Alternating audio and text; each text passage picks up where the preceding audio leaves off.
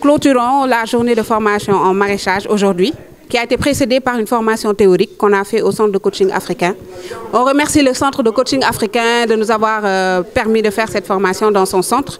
Et aujourd'hui, on remercie aussi tous les participants. La formation a été initiée par Sunulab, qui est un espace de formation pour les jeunes et les femmes à Bambilor. Et donc merci à toutes les femmes qui nous ont rejoints, qui ne sont pas seulement de Bambilor, mais qui sont venues de Parcelles Lupkin et d'autres de la zone périphérique. Donc les connaissances étaient vraiment riches. On a appris énormément de choses sur le plan théorique et sur le plan pratique. Et on espère pouvoir continuer avec d'autres structures qui pourront venir continuer cette formation-là. Aujourd'hui aussi, on est dans le siège de la coopération technique chinoise. On les remercie vraiment pour leur humilité, pour leur accueil et pour leur confiance. Parce que ce n'est pas évident de prendre son temps et de former des apprenants. Surtout que ce n'est pas forcément des professionnels de l'agriculture. Donc merci à tous, merci à vous, Radio Bambilor aussi. L'attestation est importante parce que ça symbolise la participation à la formation. D'autres vont nous rejoindre, on l'espère. Et c'est important aujourd'hui.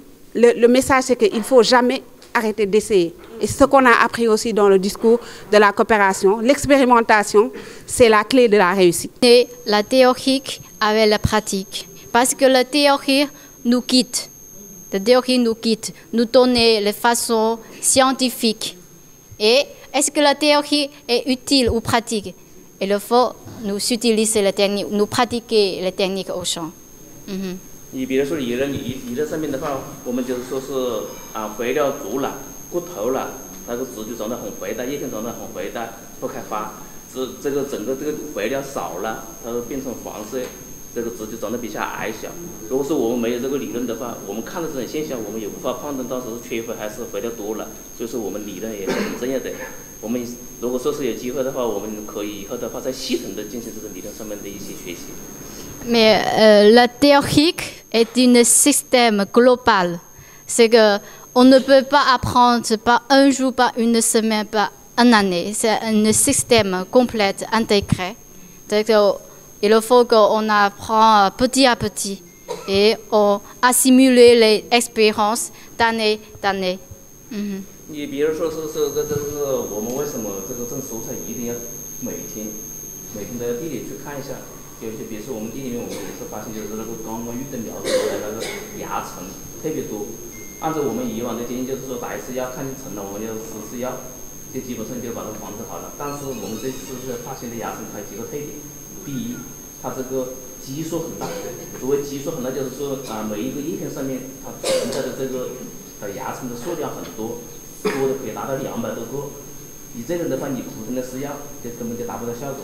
这是第一个，第二个的话就是说这个叶片上面的蚜虫它出现了，老的、中年的、年轻的、中年的、老年的，它这个不均匀，所以说你普通的施药就无法达到我们的防治效果，所以说我们要勤到地里面去观察，才能够达到这个防治效果。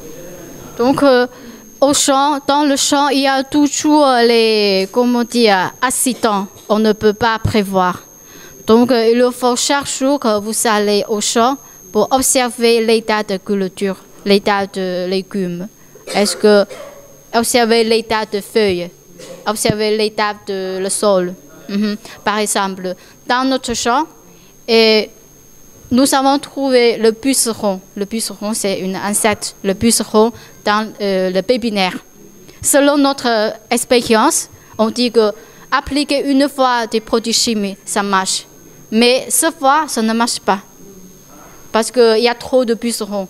On doit appliquer, on doit chercher d'autres solutions. On ne peut pas faire comme d'habitude.